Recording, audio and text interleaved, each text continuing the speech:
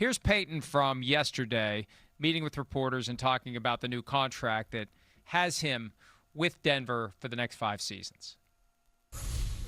I've been spoiled because I had a real good experience in New Orleans with ownership and Mickey, and to go 2 for 2 with that is hard in our league. And so, I'm thankful they want me back, and we'll do everything we can to continue to keep winning. But I haven't given any thought to the end game. I think I've got a lot of juice left and enjoy what we're doing. Someone asked the other day, do you enjoy it? And I think when that stops is when you got to look at it. But I'm not at that spot right now. That last part, when they asked him the question, well, how much longer are you going to coach? He said 5 years, because it's a 5-year deal. But we know these contracts, right. It doesn't mean anything. I mean, if it's going well, they'll sign him to another extension 3 years from now. And who knows how long he could coach. We've seen coaches go into their 70s. We've seen it recently. Pete Carroll last year. Years ago, George Halas coached to like 75. The only reason he stopped is he physically, as he said at the time, he physically could no longer run up and down the sidelines and yell at the officials. There is a physical component to the job where you do a lot of standing. I remember we went, when they opened the new Vikings facility 9-10 years ago, we went up for a day of training camp practice and standing out there for a few hours. Rick Spielman came over and he said, and he could tell, he said, it takes a little while to get used to it. You need your training camp legs. It takes a while to get used to standing for that long, especially if you're standing on the fake stuff. Now, we were standing on grass, but it's a lot. You have to physically be able to do the job. You have to be able to get around. Remember the final days of Joe Paterno. He's coaching from the booth, something Sean Payton did at one point because he suffered a broken leg in a freak accident along the sideline. It's not quite the same as being the head coach up in the booth as it is on the field. And so the physical ability to keep doing it is the key. You gotta be hopeful that you get lucky, that your body allows you to do it, and there's a certain obligation to keep yourself in shape so you can do it, and that's hard to do in that job because it's a lot of late nights, it's a lot of 2 a.m. Cokes, it's a lot of cheeseburgers, it's a lot of just grazing whatever food happens to be around, and you feel like you're working, but you're not really working, you're just sitting there.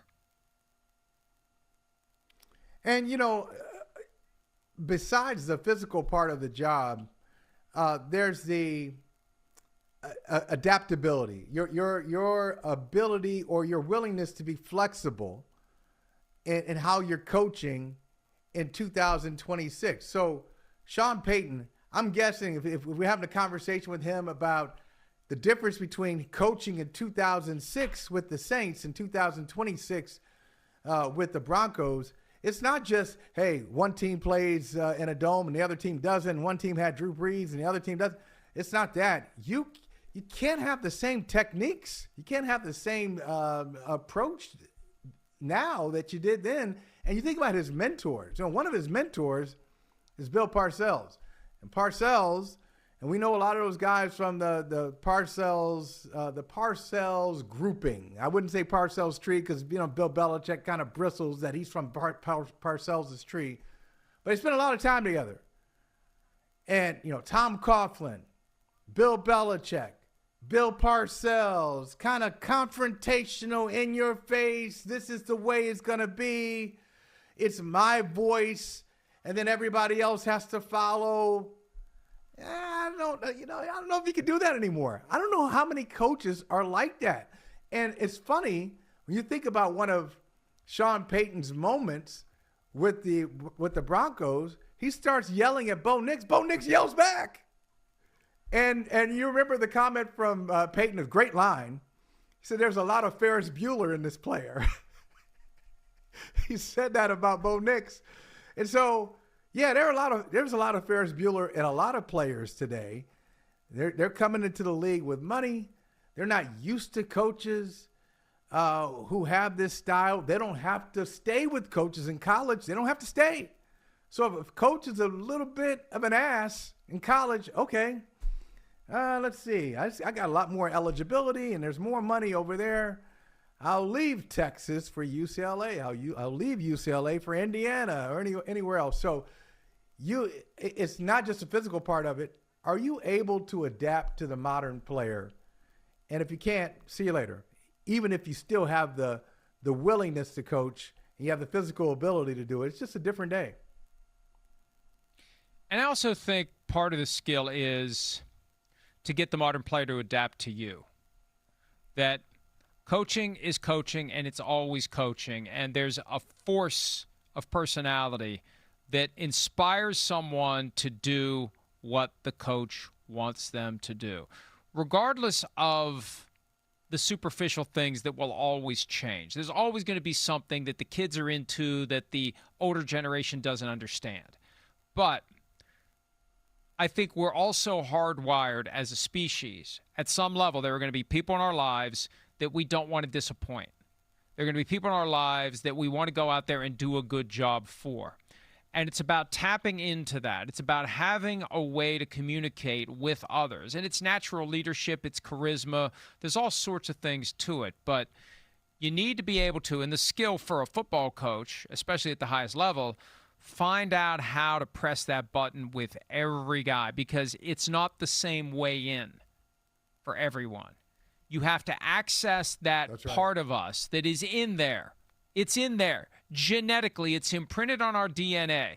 There is something in there that is going to cause us, under the right circumstances, to want the approval, the respect, and the affection of someone else.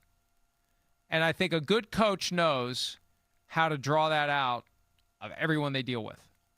That's how you inspire everyone to do everything. You don't have to worry about them. You don't have to pester them when you're going to show up. They want to please you. They want to do what it is that you have told them they need to do in advance of this common goal of being the best football team possible. One goal that all great coaches have is to get to the Hall of Fame. And I think one of the reasons why Sean Payton and others are very aware of this no one's won a Super Bowl with two different teams dynamic, that's a ticket to Canton. And the tickets to Canton are going to get harder and harder for coaches to get because the voters completely whiffed on Bill Belichick. The practical impact of Bill Belichick getting in is everybody else who should be in has to wait for Belichick now. The guys who should be there, the Mike Holmgrens, the Mike Shanahans, they ain't getting in until Belichick gets in. And all the guys now who retire, they're going to get caught in that same logjam. How do you distinguish yourselves from the cluster of coaches who should be in already who are waiting to get in? One way to do it, I'm the guy who was the first to win a Super Bowl with two different teams. Boom.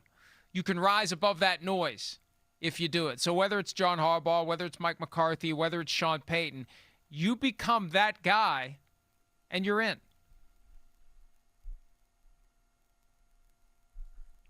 Oh, yeah. I mean, and you said it off the top. When you said ticket to Canton, I smirked because that's what the voters deserve now. There used to be a surefire ticket to Canton, and then when Bill Belichick didn't get in, you're like, well, I don't know about that ticket to Canton. It should be obvious. The best coach of all time is not in the Hall of Fame, so that's kind of weird. But you're right. If you're that coach, it's almost essential. It's almost guaranteed. Let's say 99%. If it hadn't happened this year, what we saw with the Hall of Fame voting, I'd say 100%. But it's 99% certainty. You become that first guy. You win a Super Bowl with two different teams. That's a tough resume to beat. And so, yeah, you should be in there. Hi, it's Mike Florio. Thanks for watching PFT on YouTube. Hit subscribe for the latest news and analysis from Pro Football Talk.